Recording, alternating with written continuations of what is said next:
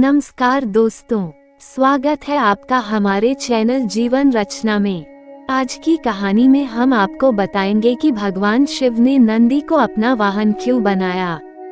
हमें उम्मीद है कि आपको यह पौराणिक कहानी बहुत पसंद आएगी और आप हमारे चैनल को सब्सक्राइब जरूर करेंगे। पुराणों के अनुसार नंदी असल में शिलाद ऋषि के पुत्र थे और शिलाद ऋषि थे ब्रह्मचारी। दरअसल हुआ यूं कि ब्रह्मचारी व्रत का पालन करते करते शिलाद ऋषि के मन में एक भय बैठ गया। भय था कि बिना संतान उनकी मृत्यु के बाद उनका वंश समाप्त हो जाएगा। इसलिए उन्होंने अपने वंश को आगे बढ़ाने के लिए एक बच्चा गोद लेने का मन बनाया। मन तो ऋषि शिलाद ने बना लिया, लेकिन दुविधा यह थी कि ऋषि ऐसे बालक को गोद लेना चाहते थे जिस पर भगवान शिव की असीम कृपा हो। अब ऐसा बालक ढूंढने से भी मिलना मुश्किल था, तो ऋषि भगवान की घोर तपस्या में लीन हो गए। लंबे समय तक तप करने के बाद भी उन्हें इसका कोई भी फल प्राप्त नहीं हुआ। ऐसे में ऋषि शिलाद ने अपनी तपस्या को और भी कठोर कर दिया। काफी समय के कठोर तप के बाद आखिर भगवान शिव प्रसन्न हुए और उन्होंने ऋषि शिलाद को दर्शन दिए।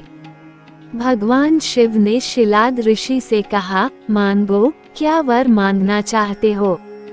ऋषि शिलाद ने अपनी कामना भगवान शिव से जाहिर की। भगवान शिव ने शिलाद को पुत्र का आशीर्वाद दिया और वहां से चले गए। अगले ही दिन जब ऋषि शिलाद पास के खेतों से गुजर रहे थे तो उन्हें वहां एक नवजात बच्चा मिला। बच्चे का मुख बेहद ही मनमोहक और लुभावना था। ऋषि बच्चे को देख बहुत खुश हुए और यह सोचकर इधर उधर देखने लगे कि इतने प्यारे बच्चे को इस हाल में यहाँ छोड़कर कौन चला गया। तभी भगवान शिव की आवाज आई और उन्होंने कहा, शिलाद यही है तुम्हारा पुत्र जिसके लिए तुमने मेरी कठोर तपस्या की थी। अब तो ऋषि शिलाद की प्रसन्नता का कोई ठिकाना ही नहीं था। वो उसे अपने साथ अपने घर ले आए और उसका लालन पालन करने लगे। देखते देखते नंदी बड़ा हो गया। एक दिन ऋषि शिलाद के घर दो सन्यासी आए। ऋषि शिलाद की आज्ञा से नंदी ने दोनों सन्यासियों का खूब आदर सत्कार किया और उन्हें भोजन कराया। ऋषि शिलाद के घर मिले इस सेवा भाव से दोनों सन्यासी अत्यधिक प्रसन्न हुए। उन्होंने ऋषि शिलाद को दीर्घायु का आशीर्वाद दिया, लेकिन नंदी जिसने उनकी इतनी मन से सेवा की थी उसके लिए एक शब्द भी नहीं कहा। सन्यासियों द्वारा ऐसा किए जाने पर ऋषि शिलाद को आश्चर्य हुआ। अपनी जिज्ञासा को शांत करने के लिए शिलाद ने सन्यासियों से ऐसा करने के पीछे की वजह पूछी।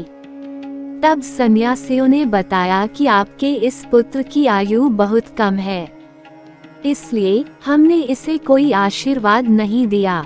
नंदी ने सन्यासियों की यह बात सुन ली।